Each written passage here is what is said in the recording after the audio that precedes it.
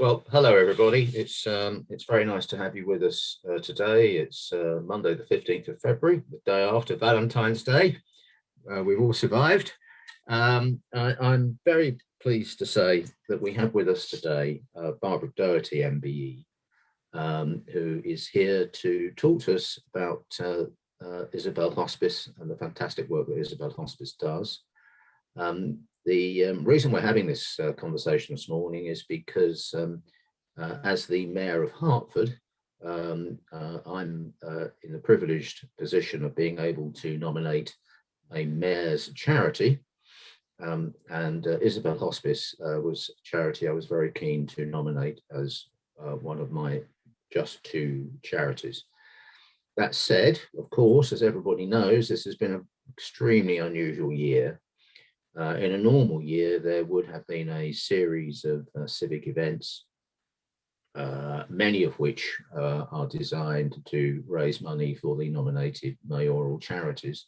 And none of those events has been possible this year. So we've not been able to provide the level of contribution to the mayor's charities this year that we would ordinarily wish to do. Which obviously is a great shame. So here we are this morning. Now we're going to have a chat with Barbara, and we're going to learn what Isabel Hospice does.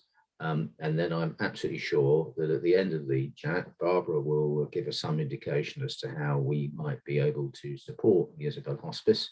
And I might mention that Hertford Town Council has got a Just Giving facility, which will enable you, if you so wish and are able, to direct some funding towards Isabel Hospice. So that said, Barbara, a very warm welcome to you this morning. Perhaps just to start at real headline level, tell us what Isabel Hospice does in broad terms. Well, we're nearly reaching our 40th anniversary next year, 2022. And it was the vision of our founder, Isabel Last, way back in 1982, that we would care for people to give them good quality of life at the end of their illness. Now, in 1982, we cared for mainly cancer patients. We do that in lots of different ways. And quite rightly, Isabel started in the community. We had two specialist nurses, Justin, Welling and Hatfield, and gradually the hospice grew as she and the founding trustees decided that it would, opening a day hospice in 1986, an inpatient unit with 10 beds in 1990, and gradually rolling out this hospice service across what I call Eastern Hertfordshire. So that's the areas of Welwyn Garden City, Broxbourne Borough, and East Herts. So we're caring for a population of about 360,000. I mean, that's a huge ask. And probably about 65% of all those suffering from a life-limiting disease. Now, when we started, as I said, we had very few non-cancer patients.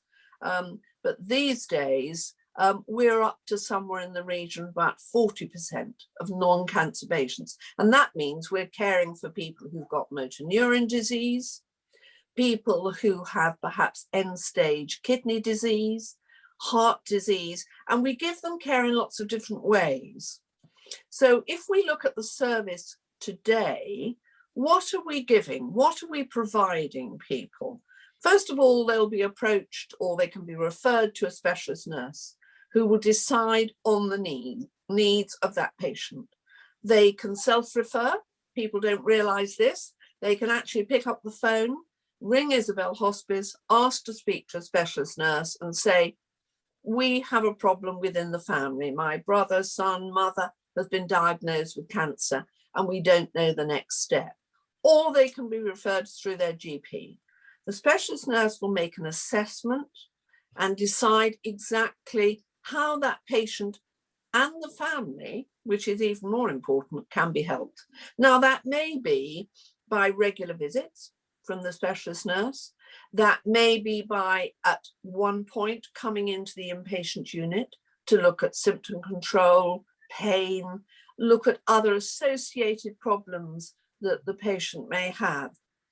Not everybody who comes into the inpatient unit will die there. And I hope people realise this, that it's not a place where you go right at the end of your illness. People come in and out of the inpatient unit. Average length of stay is about 12 days. And then they can go home again, pick up the care from the specialist nurse. We also have a very good hospice at home team, which has kept working through the pandemic, where they would care for people in their own homes. And I think that if you ask the majority of people where they want to be at the end of their life, it is in their own home, if that is possible, with their dog or their cat, with their familiar things and family around them. Coupled with all this, we have a family support service which looks after patients and their families, children of all ages, if they're within the family, right through the illness, and then into bereavement when we look after the bereaved families, which is as important as ever, so that we can, it is a seamless service. So I think that people feel once they're referred to Isabel Hospice, and any hospice, let's say, throughout the UK, there is a sense of relief that somebody is actually personally picking up this care. It can be very personal. You know, patients have scans, they have operation, they have chemo, they have radiotherapy. They spend most of their time going for appointments and assessments, which is very, very tiring for the family as well as obviously for the patient. But with Isabel Hospice, we offer them high quality individual care. And it may be they go to what we now call our living well centres, which is where we can do art therapy, music therapy, relaxation. They can go and speak to the nurses and the doctors. They can have counselling as well as the carers. So what I'm trying to put across is that Isabel Hospice is not just a building. Yes, yes. I was going to come in on that actually, Barbara, Yeah. and forgive my ignorance, but I think most of us associate Isabel Hospice with end of life care, and that therefore means beds. And of course, you already told us that you offer a lot more than just beds. But if we just start there, because I think this is the point of reference that most people have. How many beds does Isabel Hospice have? Well, we do have 10 beds. When we extended the hospice about 10 years ago, we actually put in extra beds so that we had 16 beds. That then dropped down to 15 beds. And we now operate, if I say, around about 8 beds. And the reason for that is, first of all, funding. To open extra beds, you have to have more staff. And to have more staff, we have to have more funding. We have to raise that money, or we have to get extra funding for the NHS. The other reason that we don't use all the beds is because we have such an expert hospice at home team. Where we were is that you just, I asked, and you just explained that you have a given number of beds. And then I was just going to go on and draw from you, perhaps you could take it in steps, the other things that Isabel Hospice does, because as I said, I think most people associate you very much with beds, but clearly you provide a much wider, all-embracing service. So we're very interested in that. Yes, I think let's start with living well. Now, this is really an interesting development. We used to have a day hospice. We still have the building, and patients used to come there. It was open 4 days a week. So they would arrive at 10 o'clock in the morning, and they would have lunch, and they'd be able to have a bath and their hair done and do activities. And they would be taken home by volunteers at the end of the afternoon. Some patients would come 4 days a week, some patients would come 1 day a week. But we found as more facilities were available for people in the community, that actually patients didn't necessarily need a whole day, although a lot of their families and carers said it actually gives us some respite. It gives us, a day at home when we're not caring 24/7. To the patients, they often said to us, this is the only day I come out of my house when I'm not going to a doctor's appointment. I can now relax. I can talk to like-minded people. So over the years, this has changed. We'd always felt that the carers, the families, were important. So we did open it up to the families so that the carers could actually come in themselves. And we had groups when they could talk together about problems that they might have at home.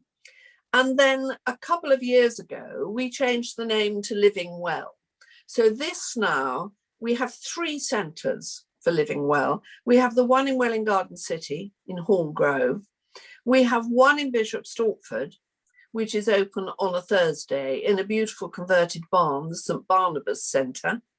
And patients can go there, they can have relaxation, they can have massage, they can meet the nurses, the volunteers, they can do their artwork.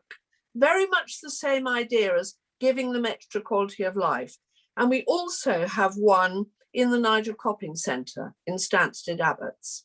And that's a very important one because it actually gives patients a chance to not necessarily go to a gym, but to be able to keep their activities up, which through their illness, they've probably let go or had to let go. And we know that by keeping patients fit and healthy and strong and doing activities they love enhances their life. So I think this is a major part of all hospices now. It's not just end-of-life care or care through treatment or working out pain control. It is about enabling them to live that life. And as Cicely Saunders, the founder of the modern hospice movement, said, life is important and you matter until the last moment of your life, however long that might be, whether it's 2 weeks, 2 years, 2 months, that life is important. And I think that we've shown with this particular care, the Living Well care, that patients do actually live longer and are stronger through that. So that's a very important part of our work now. And we have things like breathing classes for people who have problems with their lungs and breathing, all these things that will help patients to spend their days without distress, because if you can't breathe, then this is very distressing for them. And if their muscles are weak, if they haven't been able to go out and do their normal exercise, and after chemo and radiotherapy, patients' muscles are wasted. So it is important to keep patients well and fit. It also helps their mental health as well, as you can imagine. Yeah, yeah. And I think you were saying before the break, yes, that you the provision you provide extends beyond death. Yes, it's always been an important part of hospice work, that you not only care for the patients, but you care for what we call the significant others. Now, that may be partner, maybe husband or wife, maybe best friends, maybe family, maybe children. The significant others in a patient's life are as important to us as the patient. We always say the patient is at the heart of everything. But of course, majority of people don't live alone, or if they do, they have family members who are devastated by this cancer diagnosis, and we need to help them as well. So we do provide tremendous support for the families. And when a patient dies, whether they die at home or they're in the inpatient unit, we keep in contact with those families. And we will do a phone call, we will send a card, we will see if they need help, following that bereavement. And it's really interesting that a lot of families say, no, I'm absolutely fine. I'm managing, my family and friends have been wonderful. And then you ring them 9 months later and they say, I'm struggling. You know, family and friends have gone back to their lives and their work. And now the bereaved relative is leading a different life. Yeah. And this is very often when they need our help. Yeah. Now, if I may, yeah. if we distinguish between what I'm going to call direct patients and then the wider community, in a year, do you have a sense of how many direct patients you help? Yes, I think there's somewhere in the region of about 8,000 visits to patients' homes by our specialist nurses. And we take over 200 patients themselves into the inpatient unit. So if you think of that number of families that we're helping, that is enormous. It's and therein lies the problem, because we're aware that funding is difficult and will be in the future from the NHS. We probably can't be all things to all people. So we have to look very carefully in the future to which sort of patients we provide help to. I mean, obviously the core of patients are those living with cancer, let's say living with cancer, not dying with cancer. So we are looking after thousands of families. I mean, if you think of 8,000 visits by our specialist nurses. Not quite. You know, I've just done a quick bit of mental arithmetic. Well, actually, in truth, I've got the calculator out and done the maths. Well done. If you have 8,000 visits a year, that's 160 every week. Yes. Every week. Yes. And we have exactly. And we have you know, a team of 10 specialist nurses who do that. And it's been difficult over the past year. I mean, if, you know, we want to talk about the pandemic and how that's impinged on our work. I mentioned earlier that we did offer 6 beds to the NHS, some of which were taken up, and we actually got funding for them. We've kept the inpatient unit open, and we've allocated certain nurses there, moved them over from other parts of the service. Obviously, our specialist nurses couldn't go in and do home visits, so those were done virtually or by telephone. They did start to go in again. Our hospice at home team kept working, so they were still going into patients' homes. And our bereavement service has worked obviously on the telephone or virtually where it's possible. I mean, it has been really, really difficult. We furloughed about 80 staff. Wow. And some of those were nurses who perhaps had underlying health problems. But we do tend to move staff around so that some staff would go out into hospice at home if they weren't being used elsewhere. We did have a problem in the beginning with PPE at the inpatient unit. Yeah. And I know you'll smile. We were looking for really good PPE, and one of our supporters wanted, he brought in a load from China. He was a great supporter, and he said, I'll get some from China. And when it arrived, of course, it wasn't any good at all. And I had heard from one hospice in Cambridge that they'd managed to get some from the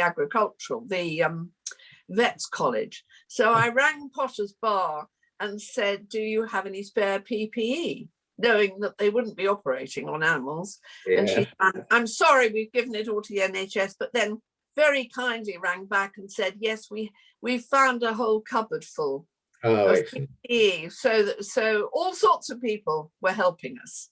Yes. Now the situation is different. I think everybody has got the PPE they needed.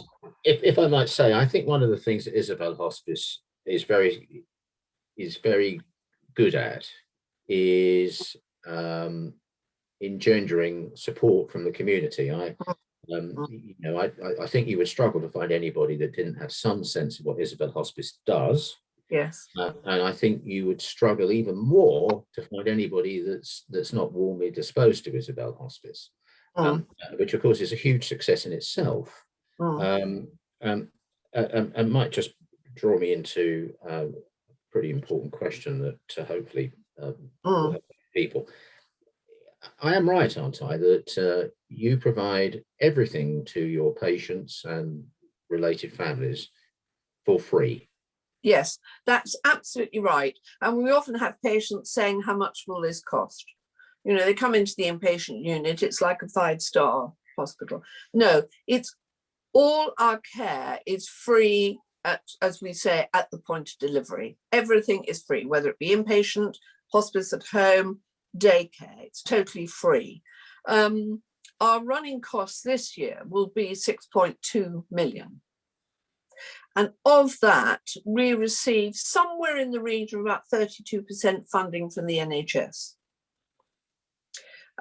That's a contract we've had with the NHS. Hospices receive different amounts, and that's very often historical. Children's hospices receive far less. Some of them don't receive anything at all, but we have about 32%. The rest of the money, we have to raise ourselves. Now, for a charity which is very local, you know, I've given you the areas that we cover. I call it Eastern Hertfordshire, Welwyn Garden City, Bishop Stortford. That's a huge ask. So how do we do that? I think you have to sort of break it down. We obviously have legacies. You can't put those in the budget. You don't know what you're getting until they come through the door. So let's leave those aside. We've had big legacies. We've had small legacies. We have anything from £1,000 to £1 million. The million is very rare, but we do have legacies. So that's aside.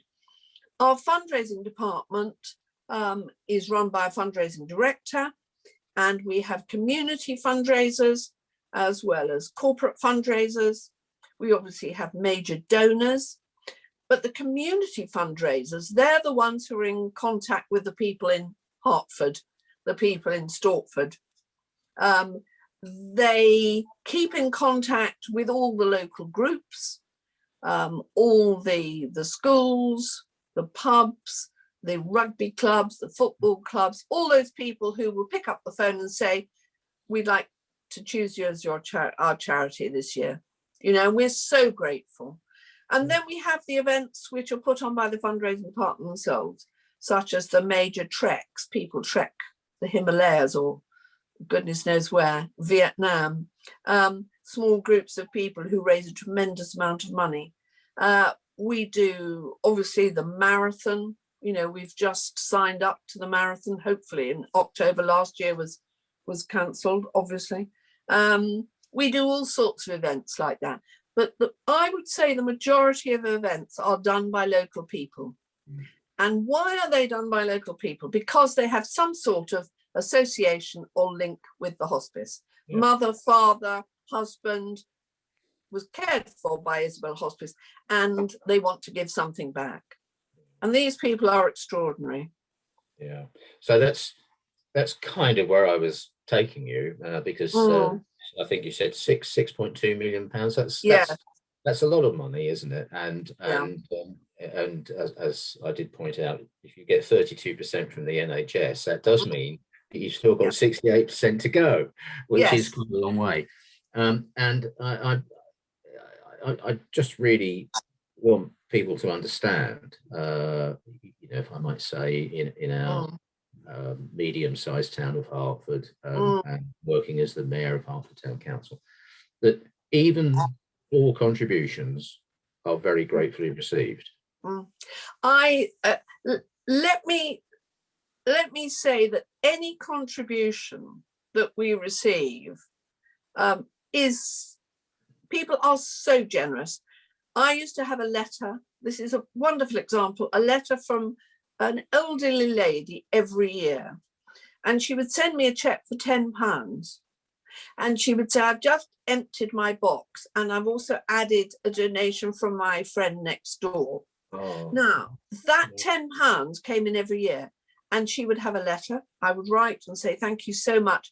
Now, her £10 to us is as valuable as the 100,000 that might be dropped in from, you know, a trust, or because she is local and we cared for her husband. Mm-hmm. So I think that anything that people can do in terms of fundraising, large or small, is tremendous. We've had people this year doing challenges, you know, walking up the stairs so many times, and doing a marathon, running the 26 point whatever miles round their streets because they couldn't join in, you know, with any of the other marathons that were going on. The other part of our fundraising, of course, comes from our trading company, from our shops. Yeah. So we have 16 shops, which were all closed at one point, and then they reopened, and now they're closed again. Yep. And we have a wonderful eBay department, and I don't know if people know this. No, that's good. Yes, I would think not so many people are aware of this. No, they can click onto our website and get into our eBay department. And I think in the month of October, it raised £60,000. Because what were people doing? They were clearing out their homes. And we have a welcome centre in Welwyn Garden City underneath our administration offices, and people were bringing their goods. Now, when the welcome centre isn't open, eBay department is open, and people can ring the main number of the hospice, and we are now collecting in vans around our area. So they can book a collection if they've had yet another clear out, or we have a system where they can actually post us items. The only thing we're not collecting at the moment is furniture. Well, I was about to say that you collect furniture as well, don't you, I think? We do, but not at the moment because our furniture shop is closed and it's a question of space. But eBay department is going on. So we leapt on the bandwagon there some years ago, realizing that more and more people were buying and selling on eBay. And you would be surprised the things that we receive. You know, vintage clothes, china, silverware, paintings, all sorts of things. Really? So that is one way that people can help. You know, yes. If I might say, just sort of moving towards the end of our lovely chat, what would you say is the easiest way for people to make a contribution?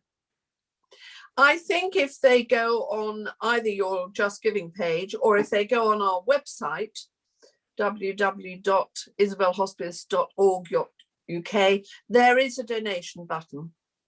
And they can also find out, you know, exactly what we're doing. But if they push the donation, they click on the donation button, you know, it's very, very easy to donate. You know, small amounts be absolutely wonderful, because with no fundraising events going on at the moment, we need a tremendous amount of money to fund the service. People were very generous last year. We had a fighting fund and it raised 160,000. But we need to play catch up now, if I can call it that, until all our events can open again. And we're just holding fire, waiting to see what the announcements are, whether we can go ahead with events and golf days and all those events that, you know, that bring in the money. But can I just say that I'm so grateful to you for choosing us as one of your charities. I know the other is Samaritans. I think the concert was brilliant. I think a very, very good idea. And it just helps to raise the profile of the work that we do, you know, in Hertford and all the other areas. So I know that everyone at Isabel Hospice is very, very grateful. Thank you so much. Well, that's very nice of you to say, Barbara. And of course, I'm just going to immediately reciprocate with our thanks to you and all the work that Isabel Hospice do. It's been a very, very unusual year for everybody, hasn't it? And that includes me as the mayor. But one of the privileges of being the mayor this year is that I've seen no end of people go not just the extra mile, but maybe the extra 10 miles for others. And it has been truly humbling. Speaking as the Mayor of Hertford, we have some fantastic people in Hertford who are utterly selfless, have a wonderful, wonderful sense of community. And of course, there are a lot of very worthwhile causes in Hertford, all of which deserve to be supported and promoted. But I think we hold Isabel Hospice somewhere close to our heart. Thank you. As you say, you're beyond the fact that you do such good, and we've learned today that you do more than we realised you do, which is very, very interesting. But it's clearly work that is needed, and adds so much to our community, and we're very, very grateful to you. So, as I say, we thank you. Thank you, Bob. And so much. Yes, indeed, you're very welcome. And hopefully, anybody watching this broadcast, if that's the right word, if they feel that they can spare the odd penny or two, might think about sending some of those pennies in your direction. I'm sure it would be a very, very good use of money. So that's been lovely. We had a lovely chat. Lovely to see you. Keep up. I hope to see you and be able to, thank you in person before long. Well, we're all keeping our fingers crossed, aren't we? Yes. Lovely. Thank you so Barbara, much. thank you very much. Bye-bye. Bye-bye.